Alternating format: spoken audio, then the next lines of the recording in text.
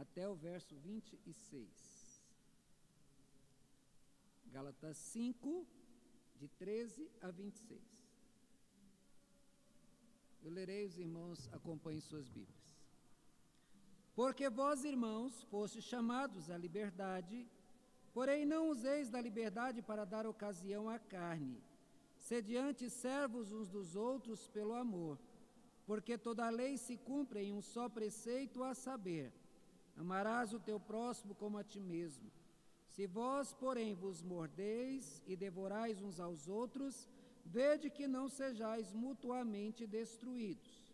Digo, porém, andai no Espírito e jamais satisfareis a concupiscência da carne, porque a carne milita contra o Espírito e o Espírito contra a carne, porque são opostos entre si, para que não façais o que porventura seja do vosso querer. Mas, se sois guiados pelo Espírito, não estáis sob a lei. Ora, as obras da carne são conhecidas, e são prostituição, impureza, lascívia, idolatria, feitiçarias, inimizades, porfias, ciúmes, iras, discórdias, dissensões, facções, invejas, bebedices, glutonarias e coisas semelhantes a estas, a respeito das quais eu vos declaro, como já outrora vos preveni, que não herdarão o reino de Deus os que tais coisas praticam. Mas o fruto do Espírito é amor, alegria, paz, longanimidade, benignidade, bondade, fidelidade, mansidão, domínio próprio. Contra essas coisas não há lei. E os que são de Cristo Jesus crucificaram a carne com as suas paixões e concupiscências. Se vivemos no Espírito, andemos também no Espírito. Não nos deixemos possuir de vanglória, provocando uns aos outros e tendo inveja uns dos outros. Meus irmãos, guerras são destrutivas. O número de mortes depois de uma guerra é algo assim assustador. E o final de guerra sempre são soldados voltando para casa com suas amputações, feridos, cheios de cicatrizes. Muitas não voltam para casa, muitas famílias tristes. E do mesmo, quando falamos de guerra, nós falamos de algo que também nós vivemos. Há uma guerra permanente. Ache que não, mas o que nós temos visto, acabamos de ver agora, é fruto dessa guerra. Por que alguém entraria numa igreja para fazer confusão, bagunça, balbúrdia, se não for movido por alguém que está lá, algo espiritual para poder fazer isso? Quem acha que não existe guerra espiritual é porque está fora de si, está alheio à realidade, ou se tornou invencível, ou até que já até perdeu a guerra e se tornou escravo até da própria natureza. Não existe trégua do mal contra o bem. O mal está sempre tentando atingir aqueles que lutam pelo reino de Deus. O objetivo do mal é minar as forças, é enfraquecer, para que aí o crente esteja fraco e ele possa agir e derrotar. Nunca imagine que ímpios estarão do teu lado. Tenha certeza, você que é crente. O ímpio nunca vai estar do lado do crente para que apoie o crente seja vitorioso. E eles nunca apoiarão um soldado de Cristo. Escrevendo para Timóteo, Paulo afirmou que aqueles que querem ser fiéis, eles serão perseguidos. Está lá em 2 Timóteo 3,12. E essa declaração, ela nos serve de alerta. Revela que eles tentarão nos derrubar, tentarão desanimar, tentarão aniquilar qualquer possibilidade de reação dos crentes. Isso, meus irmãos, nós vimos e nunca devemos esquecer. O mal nunca dará uma trégua. Ele estará sempre maquinando algo para destruir aqueles que temem a Deus.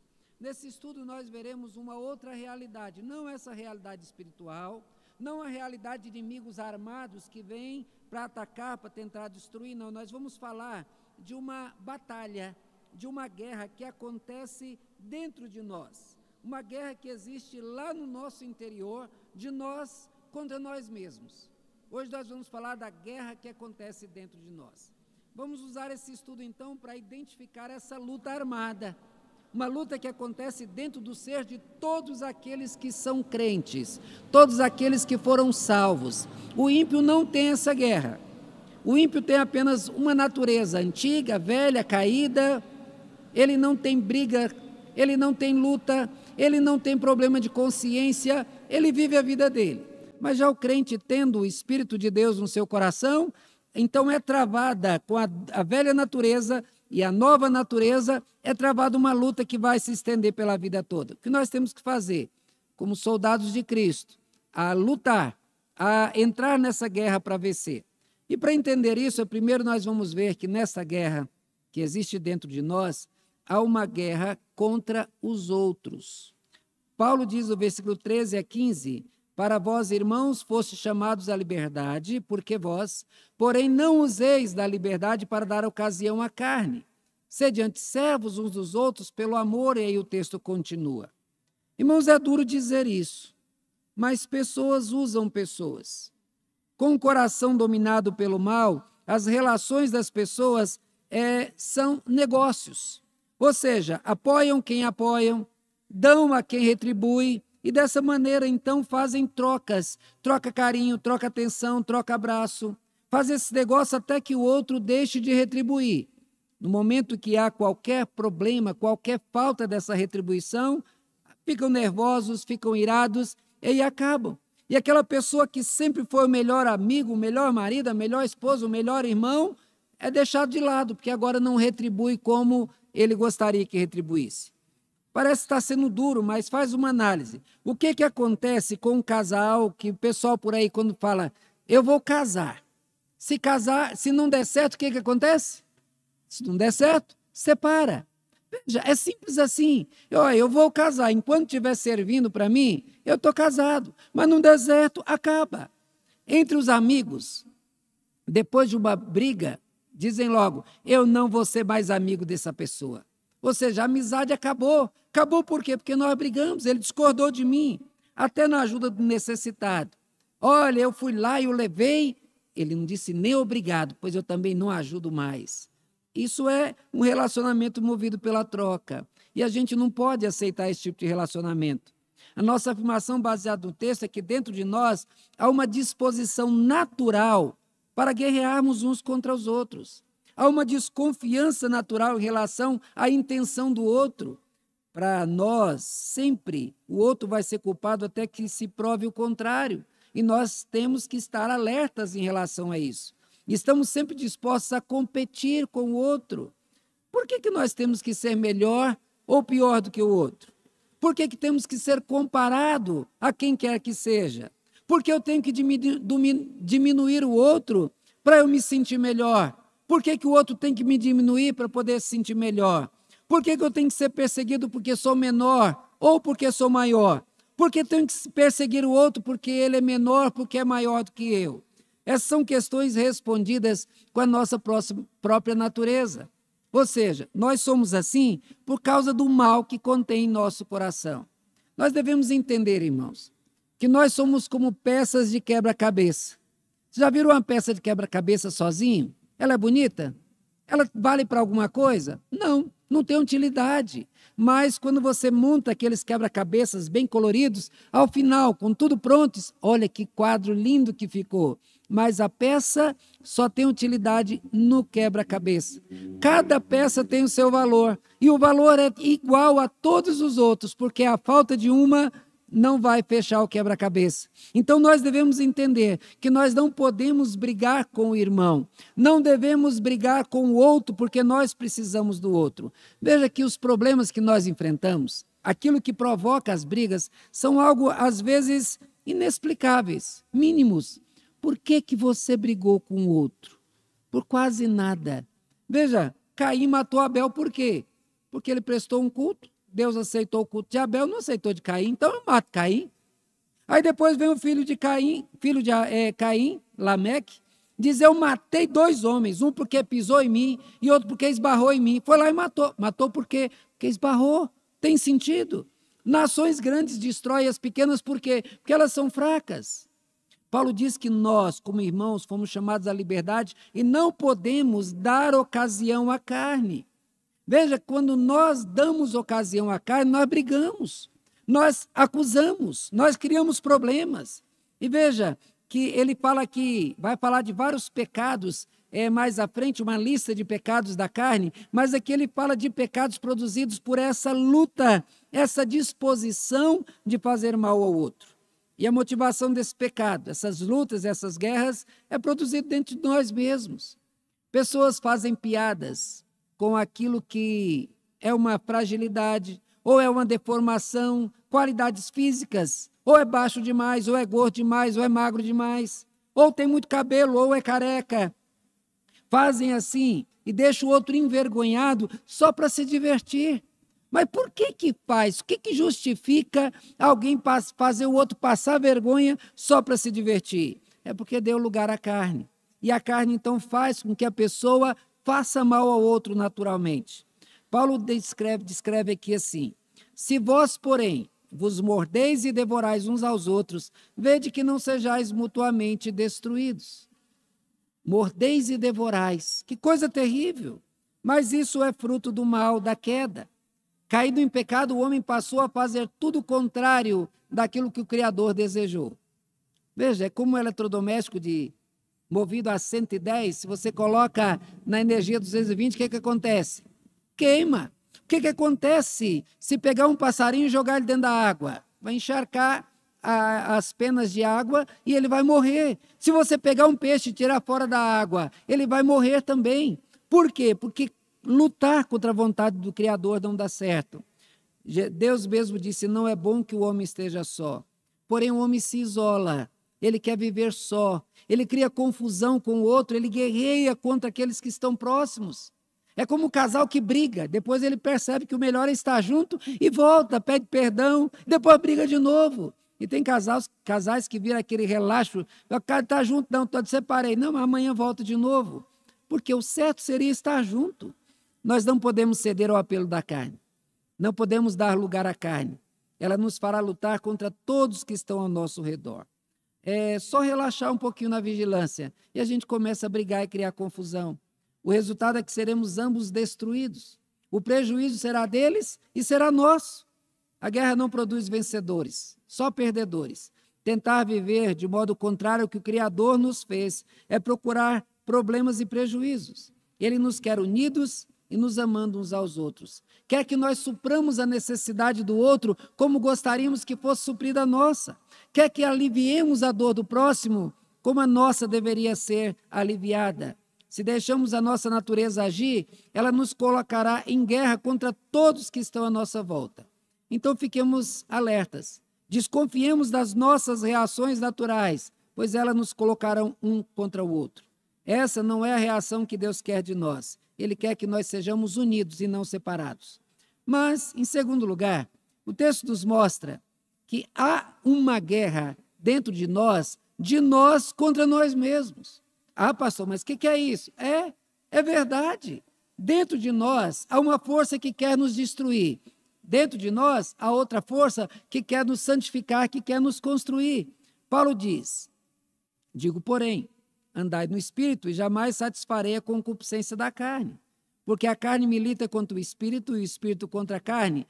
Eles são opostos entre si. Veja, o Espírito age em nós para que não façamos o que porventura seja do nosso querer. Mas se sois guiados pelo Espírito, não estáis debaixo da lei. Irmãos, nós lutamos contra nós mesmos. Nós somos o nosso maior inimigo. Pergunte às pessoas que são obesas, que estão aí e não conseguem nem andar. Como é que foi que ela engordou? Comi demais, não fez exercício, não fez aquilo que deveria, fica aquelas... É claro que existe um caso das obesidades mórbidas, que aí tem uma série de outras motivações, depressões, problemas hormonais, tudo bem. Mas a maioria das pessoas, elas comem além do que deve, bebem além do que deve, fazem tudo contrário do que deveria e aí então causam problemas para si. Nós cuidamos muito das coisas dos outros. Nós damos pitaco demais na saúde dos outros. Cobramos que os outros cuidem da saúde, mas relaxamos com a nossa. Veja como é difícil cuidar da nossa saúde física e espiritual. Mas como que é fácil assistir filmes e assistir filme de 2, 3 horas do que assistir a um culto. Veja como é fácil ler revista por horas e como é difícil passar um pouquinho ali lendo a Bíblia logo dá sono. Isso é porque nós somos o nosso maior inimigo. Lutamos para nos dar mal. Investimos as nossas forças e os nossos desejos para nos prejudicar. Nós lutamos para nos fazer mal. Olha, o homem polui o ar que respira, ele suja a água que bebe, envenena os alimentos que ingere, usa hormônios dos animais que consome, sabendo que tudo isso vai lhe fazer mal. Temos prazer naquilo que é destrutivo, naquilo que prejudica, naquilo que faz mal. Gostamos de fazer aquilo que nos proíbem. Desafiamos as leis da natureza, por exemplo, diversão, bungee jump, amarra uma cordinha no pé e a pessoa se joga lá de cima. Está vendo se aquela corda quebra, já era, mas é emocionante. Pular de paraquedas se o trem não abre, você esborracha. Mas isso, pelo fato de ser emocionante, isso faz a gente querer fazer. Paulo diz, andai no Espírito e jamais satisfareis a vontade da carne. Ele nos induz a andar no Espírito. Fazemos isso para não fazer aquilo que seja de acordo com a carne. Nossa natureza pecaminosa, descrita aqui como carne, é contra tudo que é bom, é contra tudo que é saudável, é contra tudo que é correto. Ela nos dirige para trevas e para a destruição, para a perdição. Ela nos oferece, veja bem, ela nos oferece como prazeroso, como gostoso, como saboroso, como desejável, tudo aquilo que nos prejudica e que nos mata. Andar de acordo com a carne é o melhor caminho para se destruir. Isso as pessoas fazem com prazer e ninguém precisa obrigar. Pensa bem, Deus criou o sexo e Deus deu regras para que seja praticado com prazer, com alegria e com segurança. Só que a carne induz a praticar o sexo fora dos padrões divinos. Aí entra todo tipo de adultério, de impurezas, perversidades, desvios sexuais que destroem os relacionamentos, provocam doenças, o assassinato de bebês indesejados, causam morte e fazem o homem terminar a sua vida sozinho e triste. De acordo com o projeto de Deus, o sexo deve unir o casal, deve promover a felicidade dos cônjuges, produzir filhos e famílias seguras e pessoas felizes e satisfeitas. Dentro do projeto de Deus, o sexo só traz coisas boas. De acordo com a indução da carne, o sexo só traz coisas ruins. Paulo afirma que a carne e o espírito são opostos entre si. Por causa da queda, a carne passou a produzir tudo de ruim que deve ser evitado e não praticado. O espírito enviado por Deus aos corações daqueles que ele quis salvar é bom e age de acordo com a vontade do Criador. Ele nos faz voltar ao projeto inicial de Deus, quando o homem foi criado puro, santo e perfeito. O Espírito deve ser ouvido e obedecido. A sua atuação em nós é santificadora. Ele nos faz perceber os erros que cometemos e nos ensina de modo certo de como devemos agir, de como nós podemos fazer para nos dar bem. Ouvir é o passo mais acertado que podemos dar. Ouvir a carne é o passo mais errado que podemos dar. Mas Paulo diz aqui que o Espírito age em nós para que não façais o que porventura seja do vosso querer. Eu disse que nós brigamos contra nós mesmos. Não é que nós faríamos o que não queríamos fazer. Não é que seríamos obrigados a fazer alguma coisa ruim. Faríamos o que gostaríamos de fazer. Aquilo que nós teríamos prazer de fazer, mesmo sabendo das consequências ruins, mas nós faríamos. Por isso que o Espírito Santo age em nós, para nos impedir de fazer aquilo que praticaríamos, que causaríamos sérios prejuízos para nós. Que coisa terrível é essa? Nós nos destruiríamos. Nós faríamos isso sorrindo e investindo nossa força e nossa inteligência. Nós usaríamos todos os meios que temos para fazer mal contra nós mesmos. Que coisa louca é isso? Parece loucura e é. O homem sem Deus é louco. Sem o Espírito de Deus, esse homem vai desejar tudo aquilo que lhe faz mal. O homem fugiria da presença de Deus sem o Espírito. Evitaria qualquer contato com Deus. Teria total aversão a tudo que fosse santo, puro e bom. O homem riria das coisas sagradas. Não é isso que as pessoas fazem em relação ao culto? Não ri de nós, não ri daquilo que nós cantamos e louvamos a Deus? Sem o agir do Espírito, nós não teríamos em Deus a segurança e nós estaríamos todos perdidos. Por isso Paulo diz, mas se sois guiados pelo Espírito, não estáis sob a lei. Quem está com o Espírito de Deus não precisa ser obrigado a fazer as coisas. Uma vez me perguntaram, pastor, como é que se sustenta a igreja? O que vocês fazem para obrigar os crentes a dizimar? Eu disse, eu não faço nada. Vai assistir os cultos para ver, raramente se fala em dinheiro quando se fala de fidelidade. Não fica cobrando, fazendo campanha, essas coisas todas, por quê? Aquele que é guiado pelo Espírito, entendeu a salvação, vai desejar fazer naturalmente. É algo que vem do coração, movido pelo Espírito de Deus. Vai querer vir à igreja, vai querer ser bom, porque ele quer agradar ao seu Senhor. Nós somos levados pelo Espírito a buscar a Deus pelo prazer de ser dele, pela alegria de estar na sua presença, pela satisfação de usufruir da sua graça. Não se engane, há uma luta dentro de você. Há duas forças inimigas entre si, o Espírito e a carne. Nunca se unirão em nenhum propósito, em nenhum projeto. A carne é a parte ruim que nós herdamos dos nossos pais, que os nossos pais herdaram de seus pais e que todos nós herdamos de Adão. O Espírito Santo nos foi dado por Deus para nos ensinar o caminho santo e nos direcionar para a sua presença. Você tem de tomar uma decisão. A quem você vai obedecer? A carne ou ao Espírito? Essa será a sua luta para a vida inteira. Mas, em terceiro lugar, nós devemos conhecer as armas usadas pelo adversário. A nossa carne, ela usa armas perigosas. Aqui diz que as obras da carne são prostituição, impureza, lascívia e uma lista grande que nós vamos tratar aqui. Conhecer as armas do inimigo é importante para que nós possamos nos proteger. Vejamos quais são essas armas. Lembrando que esse inimigo está dentro de nós e ele vai usar aquilo que nós gostamos, que nós damos prazer e aquilo que é o contrário ao projeto inicial de Deus para nós. Esse projeto destruidor tem como característica implementar tudo o que ele quer através do prazer, através da alegria, de sorrisos e felicidade. Imagina essa lista. Tudo aquilo que é praticado aqui é praticado com prazer. A pessoa vai e se alegra em fazer. Essas são as armas da carne.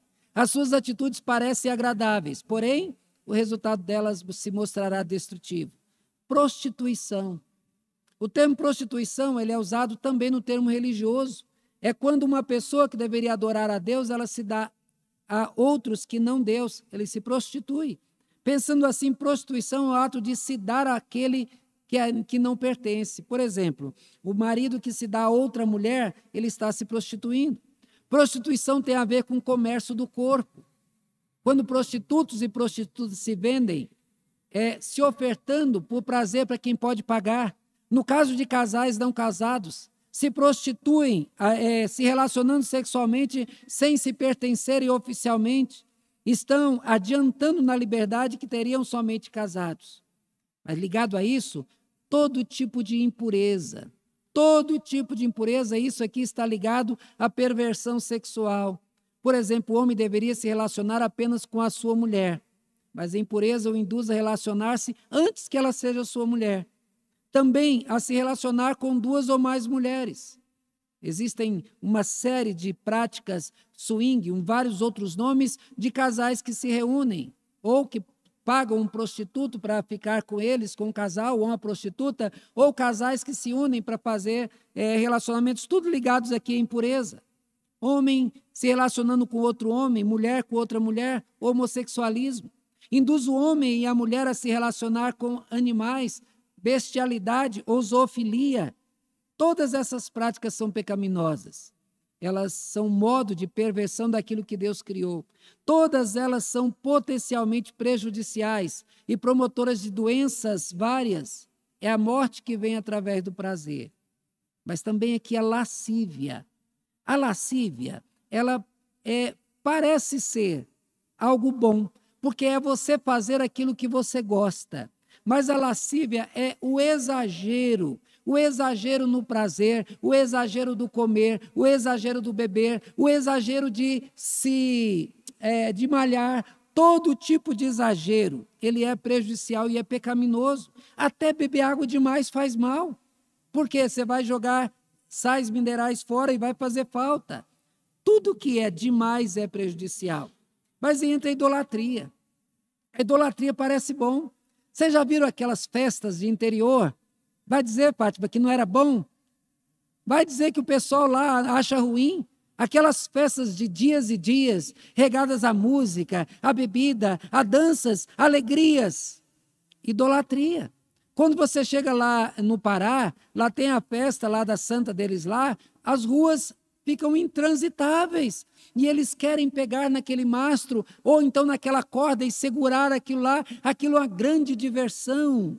Idolatria é dar a Deus, dar outro o culto que deveria ser dado a Deus. E é uma arma muito usada pela carne. Outra coisa é feitiçaria. Alguém que já viu um feiticeiro? Eu não.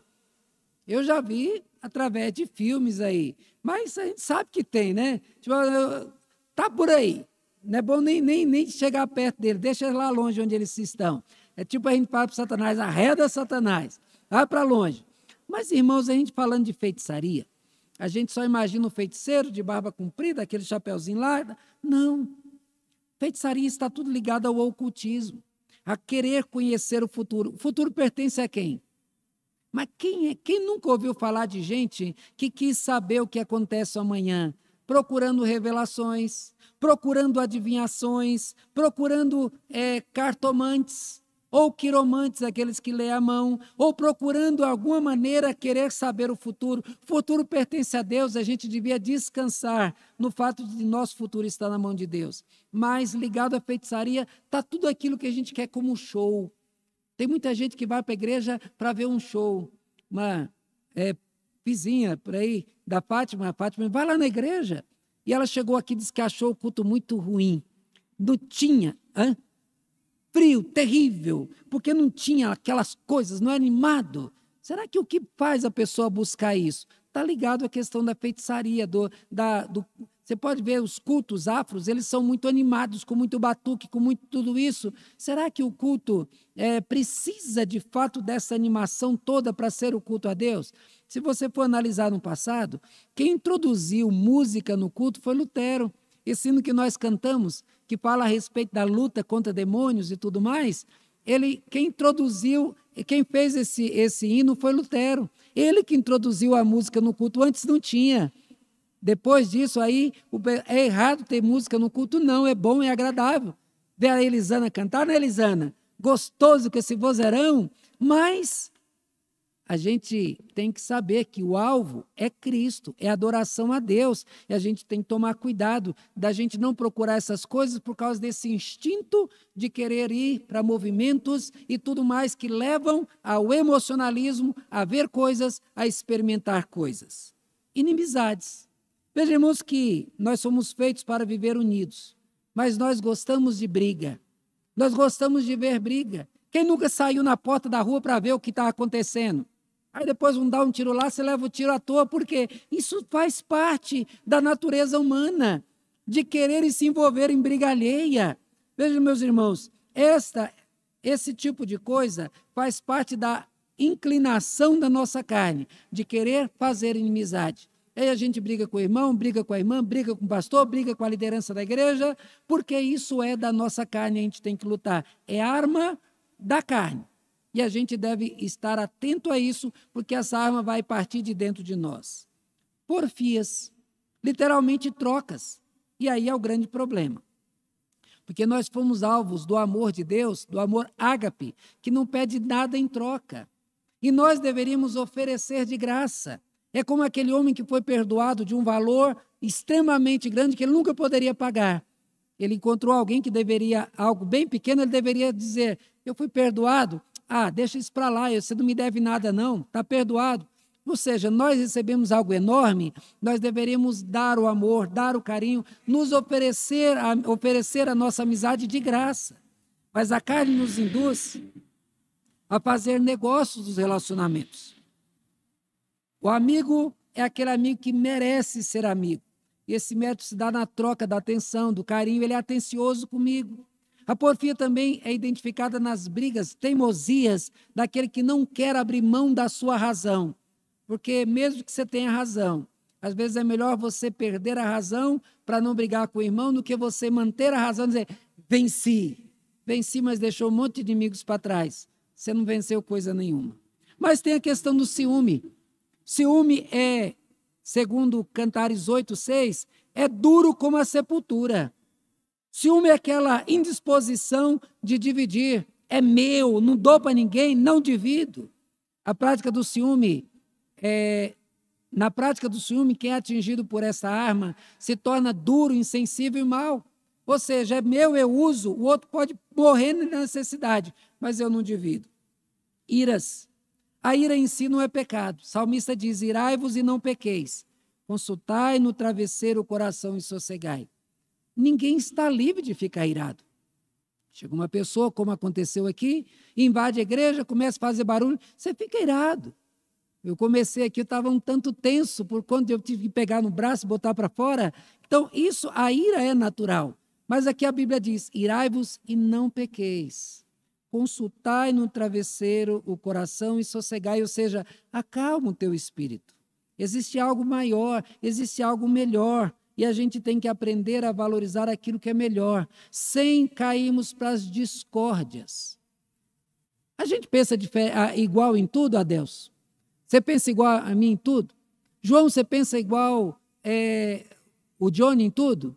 Então vocês não vão poder viver juntos? Vão. Isso é natural. Olha, a mão, ela tem 5 dedos, cada um diferente. No entanto, na hora que fecham, eles seguram firme aquilo que você está pegando. As diferenças não são problemas. Nós temos que entender as diferenças. Entender que dentro de uma igreja as pessoas vão ser diferentes. E essa diferença é saudável. Por exemplo, um canta mais alto, outro mais baixo, um canta grosso, um canta fino, aí faz um coral. Não é assim que o coral é feito, Fátima? É assim que faz o coral. Um é soprano, um é contralto. Se colocar um só, todo mundo cantando soprano, vai dar um coral? Vai dar um grupo de vozes, mas não um coral. Então, as diferenças, elas são importantes. Mas a nossa natureza diz, você deve discordar. Pensou diferente de você, é seu inimigo. Torceu por Vasco, aí a gente vira as costas. Coitado do Tiago, né, Tiago? Então, veja, aí vem as dissensões e as facções. Vem os partidos dentro da igreja. E aí, então, é o seguinte, você não é do meu partido, senta de lá. Essa igreja mesmo, quando ela foi construída, quando ela ficava lá e era apertadinho, todo mundo ficava juntinho. Quando veio para a igreja grande, os irmãos sempre comentam que aí ficou aqueles grupinhos separados. Isso existe dentro da igreja, irmãos, infelizmente. Isso vem como obra da carne. Aquilo é o seguinte, se é do meu lado, eu protejo, não erra. Ficou do outro lado, eu tenho que combater, é meu adversário. A inveja, que é coisa da carne, é querer a vida do outro, querer tudo que é do outro. Invejar, você quer ter como o outro tem. Não é querer o do outro, é querer igual do outro. A Fátima comprou um carro, eu quero um carro igual. O Johnny comprou uma moto, eu quero a moto igual. O outro comprou, ou seja, a pessoa nunca está satisfeita, ela é sempre ingrata com o que tem. Também fala aqui das bebedices. Tem gente que defende que crente pode beber. O Ratinho perguntou para o Cláudio Duarte, o pastor Cláudio Duarte, falou, crente pode beber? Ele disse assim, se o seu filho for operar, o médico for operar o seu filho, quanto de álcool que você permite que ele beba antes da cirurgia? Ele diz, nem uma gota. E se o motorista for levar o seu filho para o colégio, quanto de álcool que você deixa ele beber? Mas de jeito nenhum. Você acha que o crente, dependendo da verdade de Deus, quanto de álcool que ele poderia beber? Também não deve. A gente não vê a proibição, mas de maneira nenhuma, nenhum incentivo. Porque a bebedeira só leva para coisas ruins. A pessoa começa com gole, se vicia e se perde. A carne usa muito essa arma, fazendo as pessoas quererem aliviar as tensões. E nesse alívio, se viciam e acabam escravizados. Mas também tem a glutonaria. Comer é bom, mas comer demais não, faz mal. Eu já vi gente que comia bastante, ia lá, enfiava o dedo da garganta para voltar e comer mais. Terrível esse costume. Mas, irmãos, nós devemos tomar cuidado, porque tem aquele ditado dizendo que crente não bebe, mas come. Às vezes dá vergonha. Algumas reuniões da igreja, quando os crentes se reúnem, aí quando vai servir, mas vira aquela coisa, aquela briga na fila, e quando vai servir, pega um pratinho e enche, parece que o último da fila não tem que comer. E aí faz aquilo, quando o outro vai chegar, a comida está aquela bagunça, por que não ser ordeiro? Porque na hora de servir não pega pelos cantinhos para que a comida fique bonita para o outro? Mas não. E aí, ao final, fica vários pratos com pedaços de bolo, pão de queijo e tudo mais, porque a pessoa cresceu o olho demais. Não podia ir lá depois e repetir, todo mundo se servir, mas veja se é coisa da carne. Fique atento, pois a lista é muito maior. E o texto mostra que nos céus não tem lugar para quem pratica essas coisas. Quem se entrega às armas da carne, vive escravizado por elas, rejeita a graça e se recusa a viver segundo o senhorio de Cristo. Mas, meus irmãos, aqui também, nós temos as armas que são ofertadas pelo nosso aliado. As armas aqui que nós falamos são aquelas usadas pela carne, nosso adversário. Mas diz aqui que as armas oferecidas pelo aliado são: os frutos do Espírito é amor, alegria, paz, longanimidade, benignidade, bondade, fidelidade, mansidão, domínio próprio. Veja, os Salmos afirmam: Deus, Ele adestra as minhas mãos para o combate, de sorte que os meus braços vergaram um arco de bronze. E mais, bendito seja o Senhor, rocha minha, que me adestra as mãos para a batalha e os dedos para a guerra. Esses e outros textos revelam que o nosso maior aliado é o próprio Deus. Ele conhece a nossa estrutura, Ele sabe que somos pó, Ele conhece as nossas fraquezas e as impossibilidades, por isso que Ele nos oferece o Espírito, para que estejamos fortes. Deus, o nosso aliado, interessado no nosso bem, Ele luta por nós, Ele nos dá força e nos fornece as armas para nós usarmos. Ele diz aqui que uma dessas armas é o amor. O amor é uma arma fortíssima. Irmãos, quando nós colocamos o amor em prática, o amor quebra barreiras. A pessoa que é fruto do amor, ela vai amaciando o coração.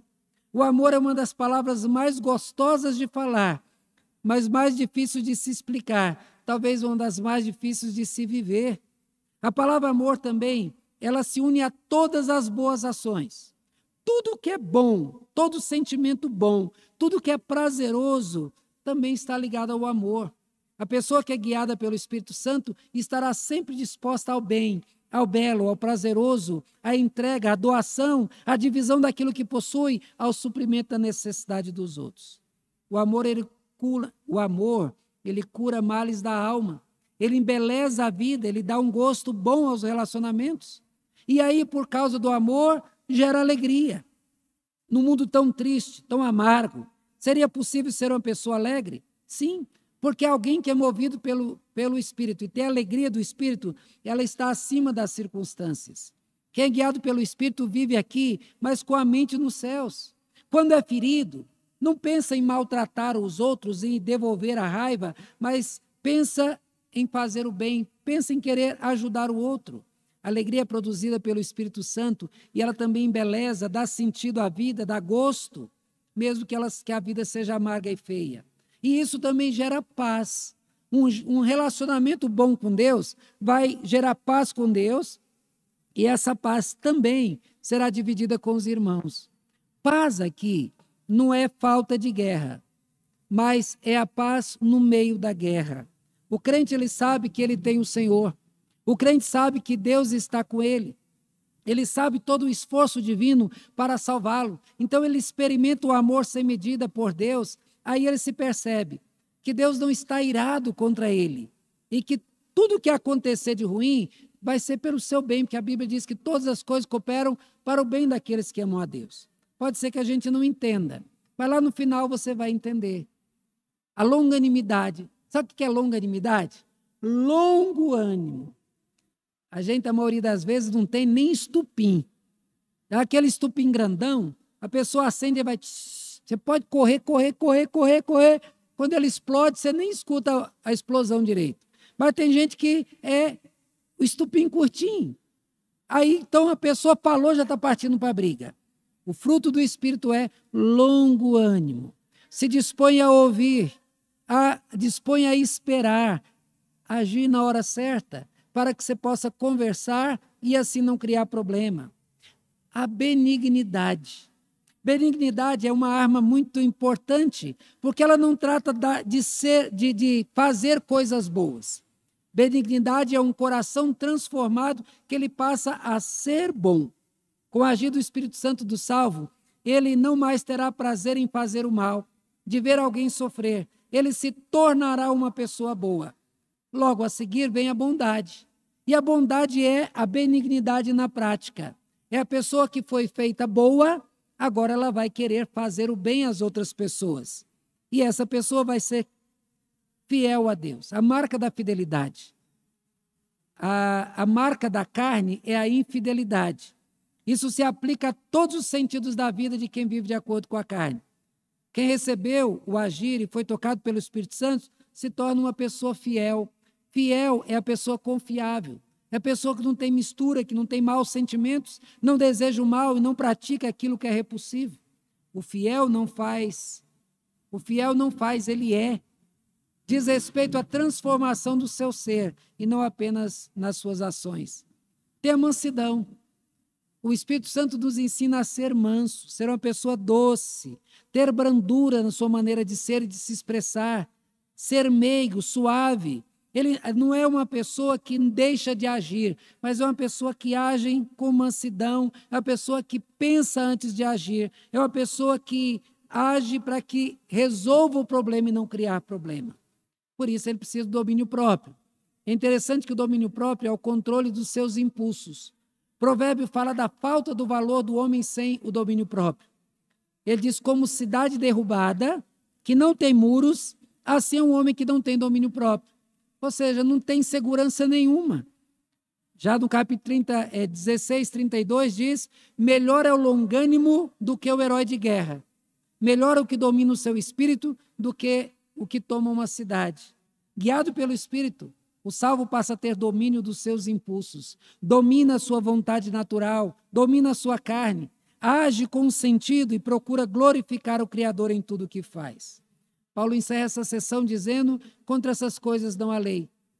Os que são de Cristo crucificaram a carne com as suas paixões e concupiscências. Quem se aposta dessas armas e luta com elas, sempre vencerá a sua carne. Mas, em último lugar, o texto coloca aqui uma condição para nós vencermos essa guerra, para que o Espírito vença a carne, para que a carne não seja vencedora. Ele diz, se vivemos no Espírito, andemos também no Espírito. Não deixemos possuir de vanglória, provocando uns aos outros e tendo inveja dos outros. Veja que tem uma partícula si, ela é condicional. É possível o salvo, viver como um derrotado? Sim, porque para viver como um vitorioso deve agir sob a graça e de acordo com o Espírito. Foi por isso que Paulo usou a palavra se vivermos no Espírito. Ser um cristão não se trata de atitudes apenas. Não basta dizer que é cristão, precisa mostrar na vida que é cristão.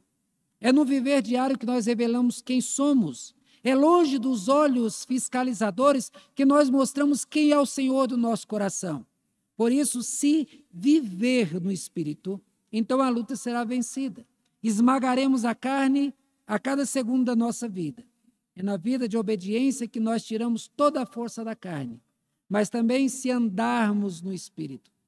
Miqueias 6:8 diz, ele te declarou ao homem o que é bom e o que o Senhor pede de ti, que pratiques a justiça e ames a misericórdia e andes humildemente com o teu Deus.